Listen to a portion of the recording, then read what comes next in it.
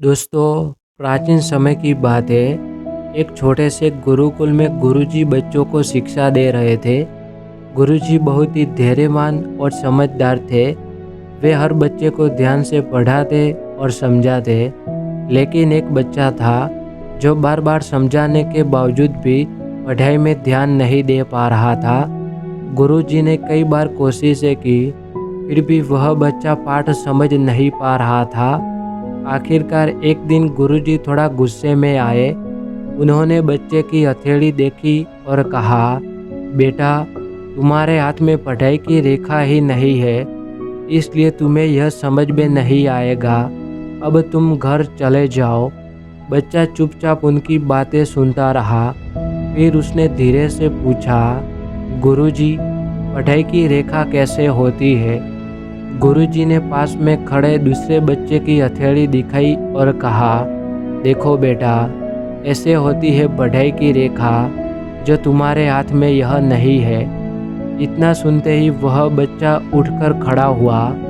उसने पास पर रखा एक छोटा सा चाकू उठाया और अपनी हथेली पर गहरी रेखा बना दी और मासूम नज़रों से गुरुजी की ओर देखकर बोला, गुरुजी, अब मेरे हाथ पर भी पढ़ाई की रेखा है, क्या अब मैं पढ़ सकता हूँ?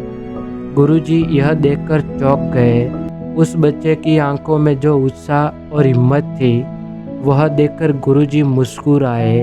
उन्होंने कहा, बेटा, जब इंसान अपनी मेहनत और हौसले से अपनी किस्मत खुद लिखता है, तो कोई उसे रोक नहीं सकता। अब तुम्हें पढ़ने से कोई रोक नहीं पाएगा। वह साधारण सा दिखने वाला बालक आगे चलकर महान विद्वान बन गया। वह वही बच्चा था महर्षि पाणिनि, जिन्होंने संस्कृत व्याकरण की कई महत्वपूर्ण किताबें लिखी। तो दोस्तों, इस कहानी से हमें यह बात सीखने को मिलती है कि हमारी सफलता हाथों में, रेखाओं में या किस्मत में नहीं, बल्कि हमारे इरादों, मेहनत और आत्मविश्वास में है। अगर हमारे मन में सच्चा जज्बा, निडर और हिम्मत है, तो कोई मुश्किल, कोई ताना, कोई असफलता हमें रोक नहीं सकती। याद रखिए दोस्तों, जो व्यक्ति अपने सपनों के लिए लड़ता है और कभी हार नहीं मानता, वही असली विजेता बनता है। वो कहते हैं ना कि कोशिश करने वालों की हार कभी नहीं होती, लेकिन हमें हमारे लक्ष्य के पीछे हमेशा कोशिश करते रहना चाहिए।